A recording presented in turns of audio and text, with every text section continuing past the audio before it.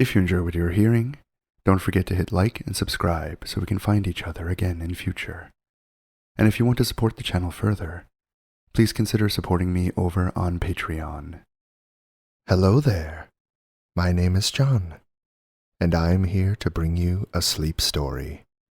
So find someplace comfortable, lie back, let your arms and legs fall slack at your sides, take a deep breath, and close your eyes.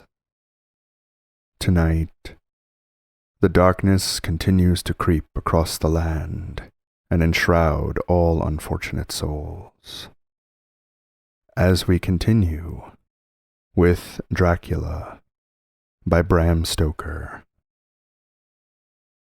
Chapter 10. Letter.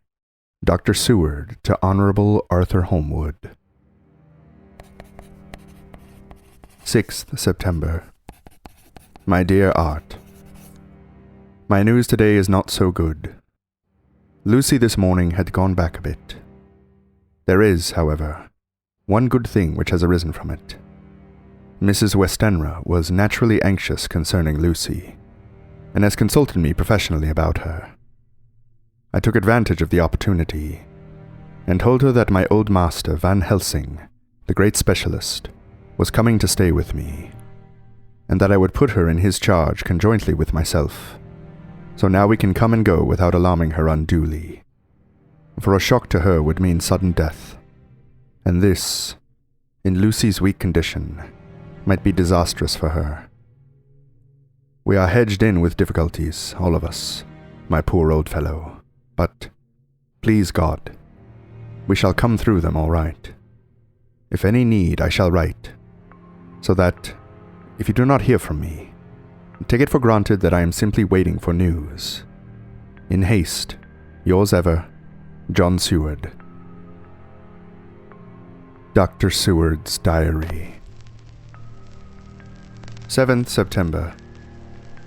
The first thing Van Helsing said to me when we met at Liverpool Street was, "Have you said anything to our young friend, the love of her?"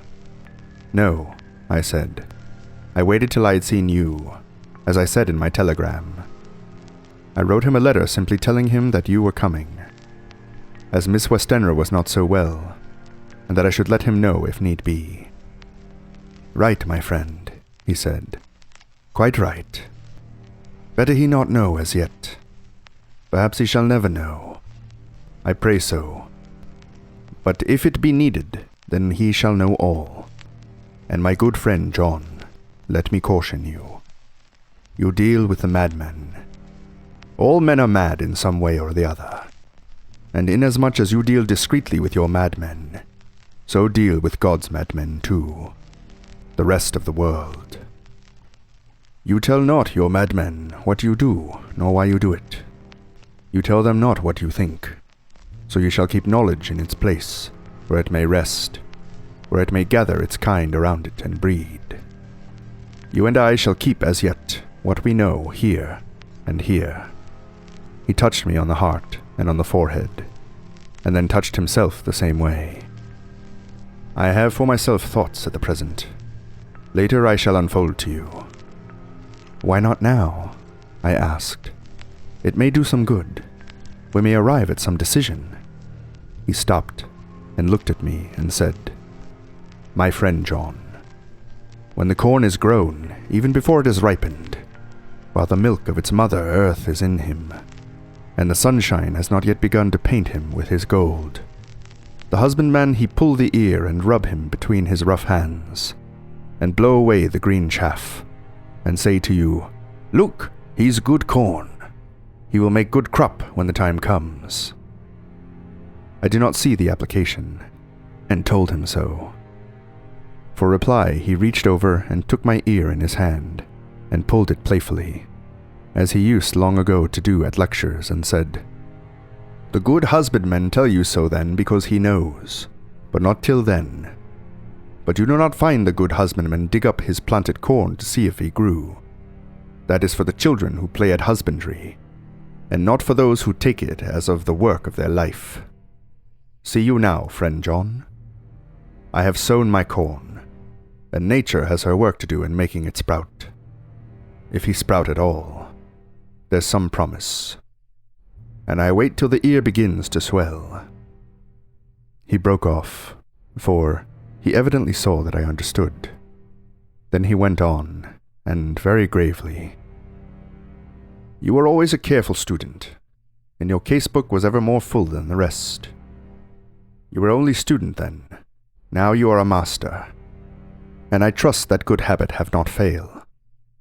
Remember, my friend, that knowledge is stronger than memory, and we should not trust the weaker, even if you have not kept the good practice. Let me tell you that this case of our dear Miss is one that may be, mind, I say may be, of such interest to us that others and all the rest may not make him kick the beam, as your people say. Take then good note of it. Nothing is too small. I counsel you, put down in record even your doubts and surmises. Hereafter it may be of interest to you to see how true you guess. We learn from failure, not from success."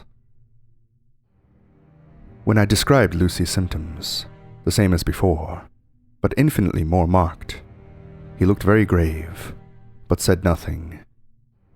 He took with him a bag in which were many instruments and drugs. The ghastly paraphernalia of our beneficial trade, as he once called, in one of his lectures, the equipment of a professor of the healing craft. When we were shown in, Mrs. Westenra met us. She was alarmed, but not nearly so much as I expected to find her. Nature, in one of her beneficent moods, has ordained that even death has some antidote to its own terrors. Here, in a case where any shock may prove fatal, matters are so ordered that, from some cause or other, the things not personal, even the terrible change in her daughter to whom she is so attached, do not seem to reach her. It is something like the way Dame Nature gathers around a foreign body an envelope of some insensitive tissue which can protect from evil, that which it would otherwise harm by contact. If this be an ordered selfishness, then we should pause before we condemn anyone for the vice of egoism, for there may be deeper root for its cause than we have knowledge of. I used my knowledge of this phase of spiritual pathology, and laid down a rule that she should not be present with Lucy, or think of her illness more than was absolutely required. She assented readily, so readily that I saw again the hand of nature fighting for life. Van Helsing and I were shown up to Lucy's room. If I was shocked when I saw her yesterday, I was horrified when I saw her today. She was ghastly, and chalkily pale. The red seemed to have gone even from her lips and gums, and the bones of her face stood out prominently. Her breathing was painful to see or hear. Van Helsing's face grew set as marble, and his eyebrows converged till they almost touched over his nose. Lucy lay motionless, and did not seem to have strength to speak, so for a while we were all silent. Then Van Helsing beckoned to me, and we went gently out of the room. The instant we had closed the door, he stepped quickly along the passage to the next door, which was open. Then he pulled me quickly in with him and closed the door. "My God," he said, "this is dreadful. There is no time to be lost. She will die for sheer want of blood to keep the heart's action as it should be. There must be transfusion of blood at once. Is it you or me?" "I am younger and stronger, Professor. It must be me." "Then get ready at once. I will bring up my bag. I am prepared." I went downstairs with him, and as we were going, there was a knock at the hall door.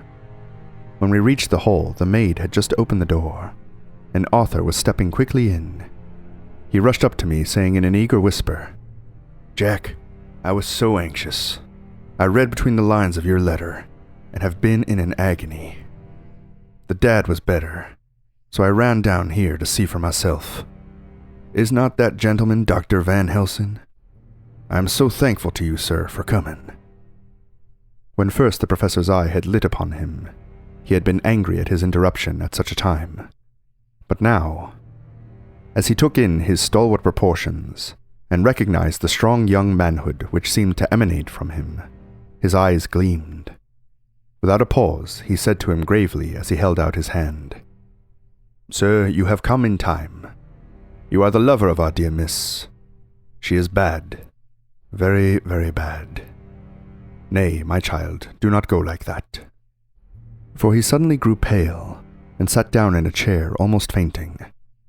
"You are to help her. You can do more than any that live, and your courage is your best help." "What can I do?" asked Arthur hoarsely. "Tell me, and I shall do it. My life is hers, and I would give the last drop of blood in my body for her." The professor has a strongly humorous side, and I could from old knowledge detect a trace of its origin in his answer. "My young sir, I do not ask so much as that. Not the last." "What shall I do?" There was fire in his eyes, and his open nostril quivered with intent. Van Helsing slapped him on the shoulder. "Come," he said. "You are a man, and it is a man we want.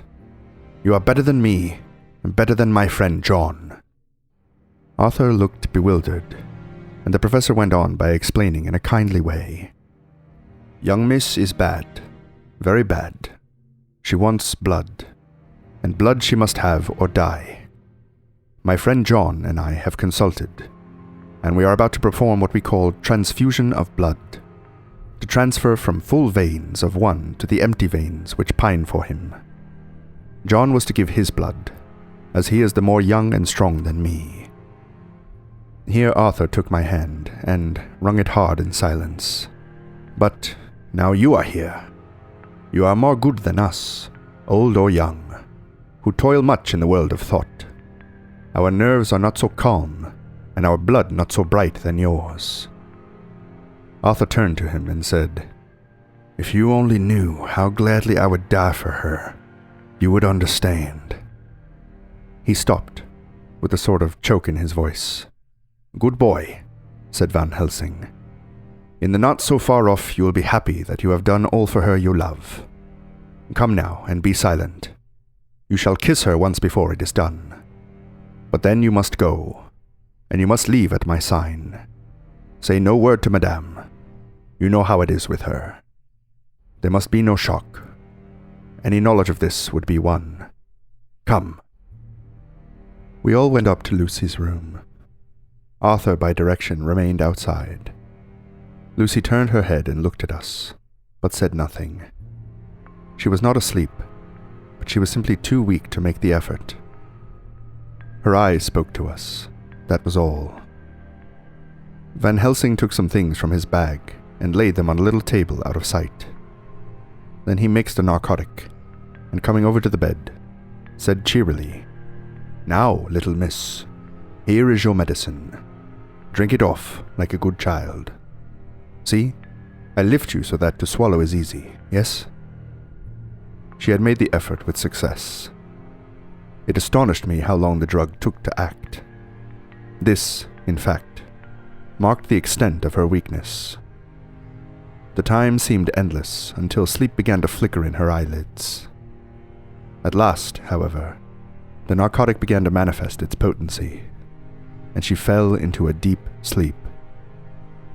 When the professor was satisfied, he called Arthur into the room and bade him strip off his coat.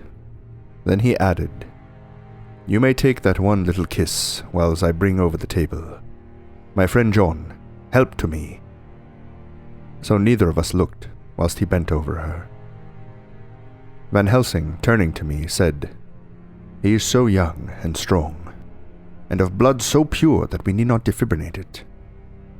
Then, with swiftness, but with absolute method, Van Helsing performed the operation.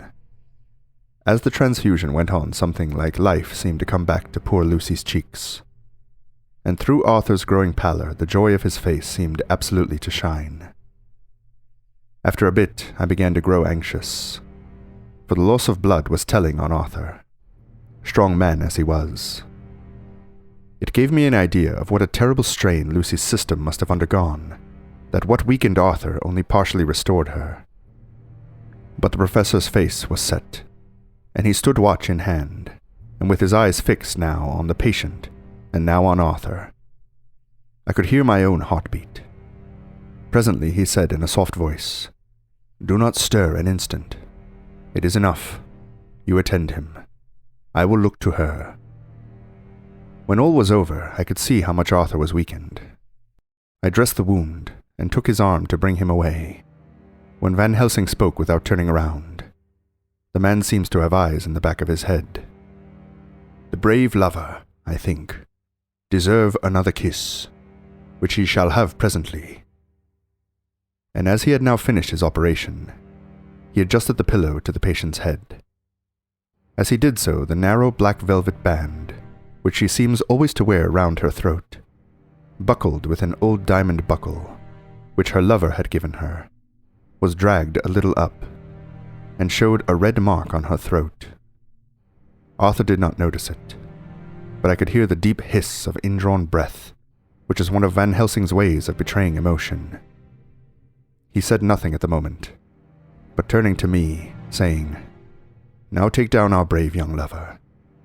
Give him the port wine, and let him lie down a while. He must then go home and rest, sleep much and eat much, that he may be recruited of what he has so given to his love. He must not stay here. Hold a moment. I may take it, sir, that you are anxious of result. Then bring it with you that in all ways the operation is successful. You have saved her life this time, and you can go home and rest easy in mind that all that can be is. I shall tell her all when she is well. She shall love you none the less for what you have done. Goodbye." When Arthur had gone, I went back to the room. Lucy was sleeping gently, but her breathing was stronger. I could see the counterpane move as her breast heaved. By the bedside sat Van Helsing, looking at her intently. The velvet band again covered the red mark. I asked the professor in a whisper, "What do you make of that mark on her throat?" "What do you make of it?" "I have not examined it yet," I answered, and then and there proceeded to loose the band. Just over the external jugular vein there were 2 punctures, not large, but not wholesome looking. There was no sign of disease, but the edges were white and worn looking, as if by some trituration. It had once occurred to me that this wound, or whatever it was, might be the means of that manifest loss of blood, but I abandoned the idea as soon as formed, for such a thing could not be. The whole bed would have been drenched to a scarlet, with the blood which the girl must have lost to leave such a pallor as she had before the transfusion. "Well," said Van Helsing. "Well," said I can make nothing of it." The professor stood up. "I must go back to Amsterdam tonight," he said. "There are books and things there which I want. You must remain here all the night, and you must not let your sight pass from her." "Shall I have a nurse?" I asked. "We are the best nurses, you and I. You keep watch all night. See that she is well fed, and that nothing disturbs her. You must not sleep all the night. Later on we can sleep, you and I. I shall be back as soon as possible, and then we may begin."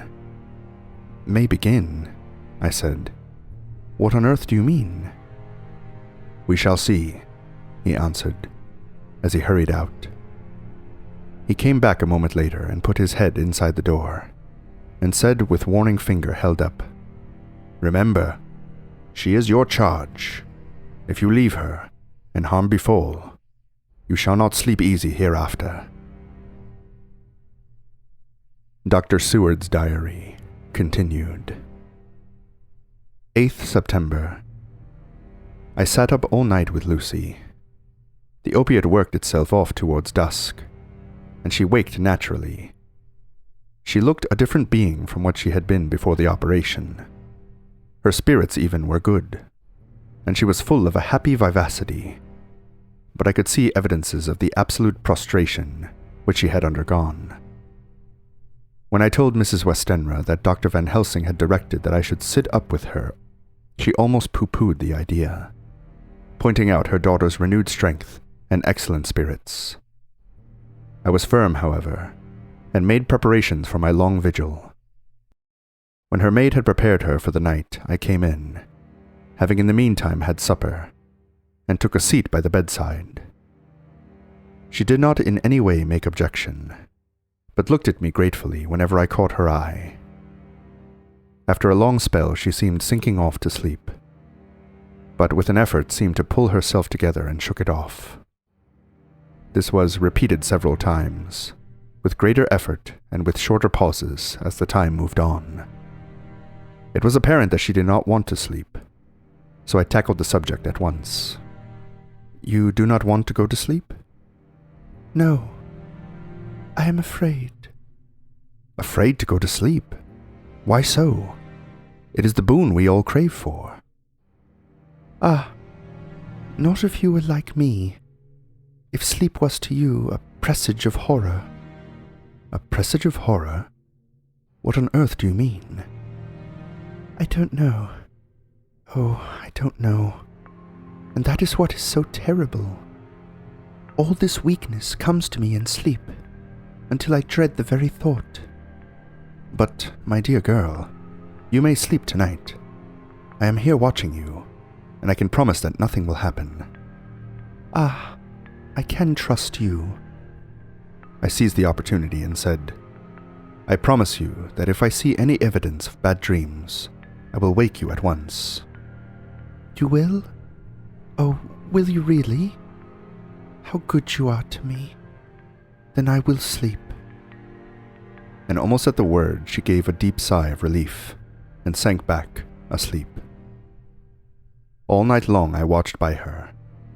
She never stirred, but slept on in a deep, tranquil, life-giving, health-giving sleep. Her lips were slightly parted, and her breast rose and fell with the regularity of a pendulum. There was a smile on her face, and it was evident that no bad dreams had come to disturb her peace of mind. In the early morning her maid came, and I left her in her care, and took myself back home, for I was anxious about many things. I sent a short wire to Van Helsing and to Arthur, telling them of the excellent result of the operation. My own work, with its manifold arrears, took me all day to clear off. It was dark when I was able to inquire about my zoophagous patient. The report was good. He had been quite quiet for the past day and night. A telegram came from Van Helsing at Amsterdam whilst I was at dinner, suggesting that I should be at Hillingham tonight, as it might be well to be at hand, and stating that he was leaving by the night mail and should join me early in the morning. 9th September. I was pretty tired and worn out when I got to Hillingham. For 2 nights I had hardly had a wink of sleep, and my brain was beginning to feel that numbness which marks cerebral exhaustion. Lucy was up and in cheerful spirits. When she shook hands with me, she looked sharply in my face and said, "No sitting up tonight for you. You are worn out. I am quite well again, indeed, I am. And if there is to be any sitting up, it is I who will sit up with you." I would not argue the point, but went and had my supper. Lucy came with me, and, enlivened by her charming presence, I made an excellent meal, and had a couple of glasses of the more than excellent port. Then Lucy took me upstairs, and showed me a room next to her own, where a cozy fire was burning. "Now," she said, "you must stay here. I shall leave this door open and my door too. You can lie on the sofa, for I know that nothing would induce any of you doctors to go to bed whilst there is a patient above the horizon. If I want anything, I shall call out, and you can come to me at once." I could not but acquiesce, for I was dog-tired, and could not have sat up had I tried. So, on her renewing her promise to call me if she should want anything, I lay on the sofa, and forgot all about everything. Lucy Westenra's diary. 9th September. I feel so happy tonight. I've been so miserably weak that to be able to think and move about is like feeling sunshine after a long spell of east wind out of a steel sky. Somehow, Arthur feels very, very close to me. I seem to feel his presence warm about me. I suppose it is that sickness and weakness are selfish things, and turn our inner eyes and sympathy on ourselves, whilst health and strength give love rein. And in thought and feeling, he can wander where he wills. I know where my thoughts are. If Arthur only knew. My dear, your ears must tingle as you sleep, as mine do waking. Oh, the blissful rest of last night. How I slept with that dear, good Dr. Seward watching me. And tonight I shall not fear to sleep, since he is close at hand and within call. Thank everybody for being so good to me. Thank God. Good night, Arthur. Dr. Seward's diary. 10th September. I was conscious of the professor's hand on my head, and started awake all in a second. That is one of the things we learn in an asylum, at any rate. And how is our patient? Well, when I left her, or rather, when she left me, I answered, "Come, let us see," he said, and together we went into the room. The blind was down, and I went over to raise it gently, whilst Van Helsing stepped, with his soft, cat-like tread, over to the bed. As I raised the blind, and the morning sunlight flooded the room, I heard the professor's low hiss of inspiration, and knowing its rarity, a deadly fear shot through my heart. As I passed over, he moved back, and his exclamation of horror, "Gott in Himmel," needed no enforcement from his agonized face. He raised his hand and pointed to the bed, and his iron face was drawn and ashen white.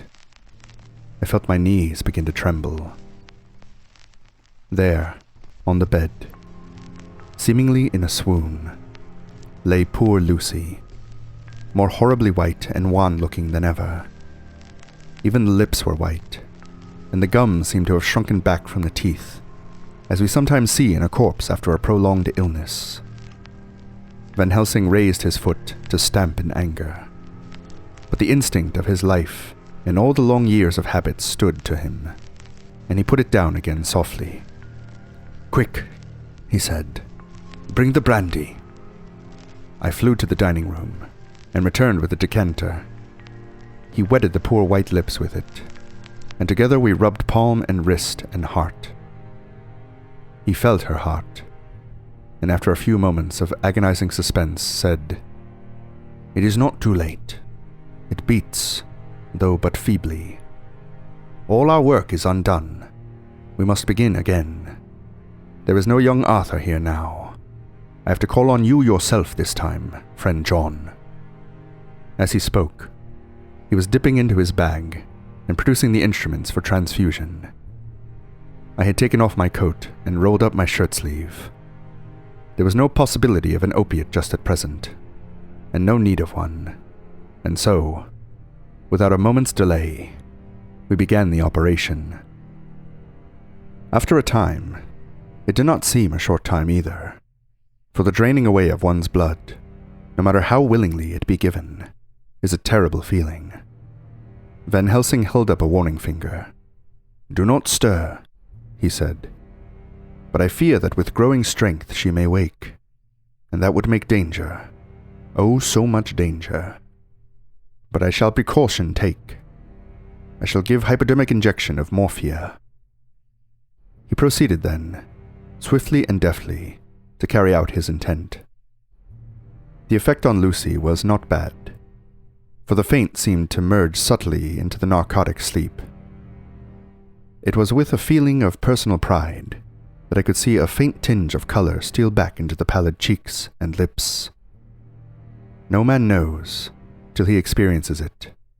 What it is to feel his own lifeblood drawn away into the veins of the woman he loves. The professor watched me critically. "That will do," he said. "Already?" I remonstrated. "You took a great deal more from art." To which he smiled, a sad sort of smile, as he replied, "He is her lover, her fiancé. You have work, much work, to do for her and for others, and the present will suffice."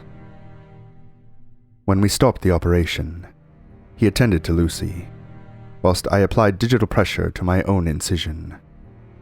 I laid down, whilst I waited his leisure to attend to me, for I felt faint and a little sick. By and by he bound up my wound, and sent me downstairs to get a glass of wine for myself. As I was leaving the room, he came after me, and half whispered, "Mind, nothing must be said of this. If our young lover should turn up unexpected, as before, no word to him. It would at once frighten him, and enjealous him too. There must be none so." When I came back, he looked at me carefully, and then said, "You are not much the worse. Go into the room and lie on your sofa, and rest a while. Then have much breakfast, and come here to me." I followed out his orders, for I knew how right and wise they were. I had done my part, and now my next duty was to keep up my strength. I felt very weak, and in the weakness lost something of the amazement at what had occurred. I fell asleep on the sofa, however, wondering over and over again how Lucy had made such a retrograde movement, and how she could have been drained of so much blood, with no sign anywhere to show for it. I think I must have continued my wonder in my dreams, for, sleeping and waking, my thoughts always came back to the little punctures in her throat, and the ragged, exhausted appearance of their edges, tiny though they were. Lucy slept well into the day, and when she woke, she was fairly well and strong, though not nearly so much as the day before. When Van Helsing had seen her, he went out for a walk, leaving me in charge, with strict injunctions that I was not to leave her for a moment. I could hear his voice in the hall, asking the way to the nearest telegraph office. Lucy chatted with me freely, and seemed quite unconscious that anything had happened. I tried to keep her amused and interested. When her mother came up to see her, she did not seem to notice any change whatever, but said to me gratefully, "We owe you much, Dr. Seward, for all you have done, but you really must now take care not to overwork yourself. You are looking pale yourself. You want a wife to nurse and look after you a bit. That you do." As she spoke, Lucy turned crimson, though it was only momentarily, for her poor wasted veins could not stand for long such an unwanted drain to the head. The reaction came in excessive pallor, as she turned imploring eyes on me. I smiled and nodded, and laid my finger on my lips. With a sigh, she sank back amid her pillows. Van Helsing returned in a couple of hours, and presently said to me, "Now you go home, and eat much and drink enough. Make yourself strong. I stay here tonight, and I shall sit up with little miss myself. You and I must watch the case, and we must have none other to know. I have grave reasons. No, do not ask them. Think what you will. Do not fear to think even the most not probable. Good night." In the hall, 2 of the maids came to me, and asked if they or either of them might not sit up with Miss Lucy. They implored me to let them, and when I said it was Dr. Van Helsing's wish that either he or I should sit up, they asked me quite piteously to intercede with the foreign gentleman. I was much touched by their kindness. Perhaps it is because I am weak at present. Perhaps it was on Lucy's account that their devotion was manifested. For over and over again I have seen similar instances of woman's kindness. I got back here in time for a late dinner, went my rounds, all well, and set this down whilst waiting for sleep. It is coming. 11th of September. This afternoon I went over to Hillingham, found Van Helsing in excellent spirits, and Lucy much better. Shortly after I had arrived, a big parcel from abroad came for the professor. He opened it with much empressement, assumed, of course, and showed a great bundle of white flowers. "These are for you, Miss Lucy," he said. For me? Oh, Dr. Van Helsing. "Yes, my dear, but not for you to play with. These are medicines." Here Lucy made a wry face. "Nay, but they are not to take in a decoction or in a nauseous form. So you need not snub that so charming nose, or I shall point to my friend Arthur, what woes he may have to endure in seeing so much beauty, that he so loves so much distort. Aha, my pretty miss, that bring the so nice nose all straight again. This is medicinal, but you do not know how. I put him in your window. I make pretty wreath, and hang him round your neck, so that you sleep well. Oh yes, they, like the lotus flower, make your trouble forgotten. It smells so like the waters of Lethe, and of that fountain of youth that the conquistadors sought for in the Floridas, and find him all too late." Whilst he was speaking, Lucy had been examining the flowers and smelling them. Now she threw them down, saying with half laughter and half disgust, Oh, Professor, I believe you are only putting on a joke with me. These flowers are only common garlic. To my surprise, Van Helsing rose up and said with all his sternness, his iron jaw set and his bushy eyebrows meeting, "No trifling with me. I never jest. There is grim purpose in all I do, and I warn you that you do not thwart me. Take care, for the sake of others, if not for your own." Then, seeing poor Lucy scared, as she might well be, he went on more gently. "Oh, little miss, my dear, do not fear me. I only do for your good. But there is much virtue to you in those so common flowers. See, I place them myself in your room. I make myself the wreath that you are to wear. But hush, no telling others, that make so inquisitive questions. We must obey, and silence is a part of obedience.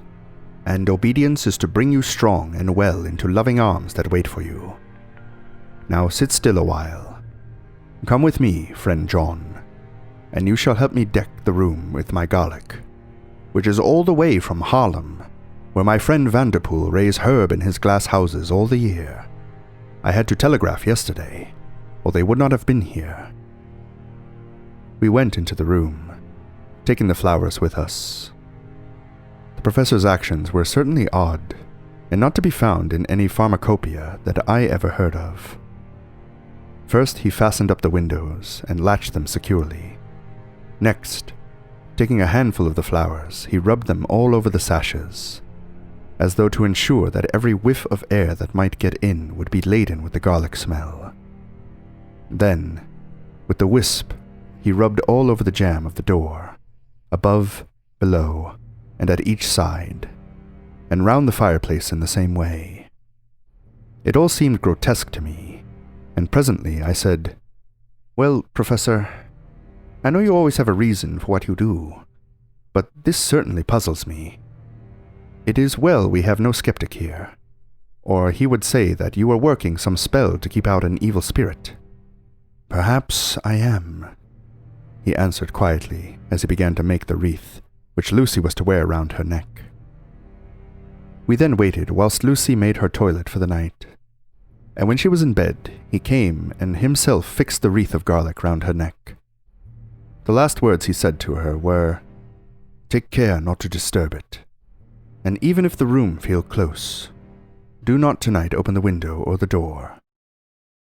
"I promise," said Lucy, "and thank you both 1,000 times for all your kindness to me. Oh, what have I done to be blessed with such friends?"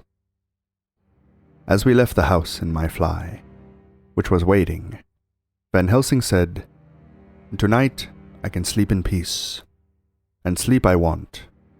2 nights of travel, much reading in the day between, and much anxiety on the day to follow, and a night to sit up, without to wink.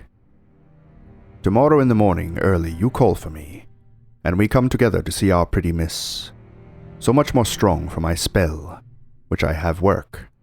Ho ho." He seemed so confident that I, remembering my own confidence 2 nights before, and with the baneful result, felt awe and vague terror. It must have been my weakness that made me hesitate to tell it to my friend, but I felt it all the more, like unshed tears.